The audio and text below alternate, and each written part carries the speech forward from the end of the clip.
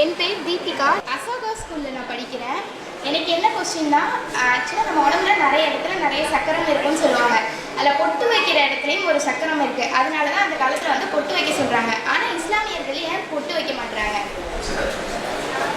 சகோதரி தீபிகா வந்து என்ன கேட்குறாங்கன்னா, உடம்புல பல சக்கரங்கள் இருக்கிறது, அந்த அடிப்படையில் தான் நாங்கள் பொட்டு வைக்கிறோம், முஸ்லீம்கள் ஏன் பொட்டு வைப்பது இல்லை அப்படின்னு சொல்லி அவங்க கேட்குறாங்க.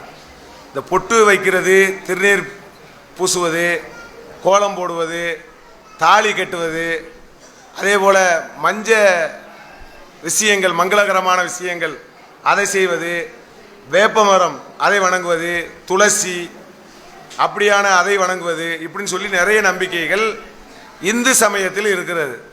அது இந்து சமயத்தினுடைய ஒரு நம்பிக்கை, அதை நம்ம குறை சொல்ல முடியாது. அது உங்கள் நம்பிக்கை.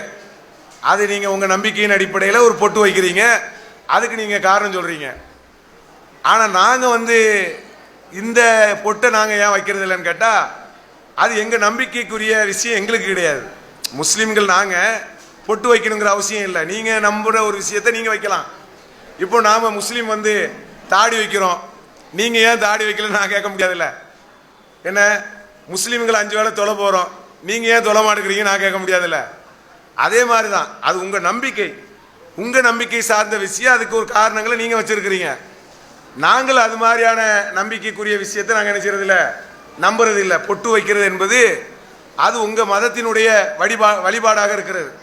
நாங்கள் இறைவனை வணங்குறதா இருந்தால் தொழணும், நோன்பு வைக்கணும், ஜக்காத்து கொடுக்கணும், ஏழைகளுக்கு உதவணும், தர்மம் செய்யணும். அது மாதிரியான விஷயங்கள் மூலமாகத்தான் இறைவனை அணுக முடியும். அது மாதிரியான விஷயங்களை நாங்கள் நம்புகிறோம். அதனால இது நம்பிக்கை சார்ந்த விஷயம். உங்க நம்பிக்கை என்பது உங்க நம்பிக்கை சார்ந்த விஷயமாக இருக்கிறது. அது எங்க நம்பிக்கைக்கு என்ன செய்யாது, கட்டுப்படுத்தாது என்பதுதான் அதுக்குரிய பதில். இஸ்லாம் மற்றும் சமுதாய செய்திகளை அறிந்து கொள்ள தமிழ்நாடு தௌஹீத் ஜமாஅத் யூடியூப் பக்கத்தை உடனடியாக சப்ஸ்கிரைப் செய்து கொள்ளுங்கள். மேலும் பெல் பட்டனையும் கிளிக் செய்து கொள்ளுங்கள்.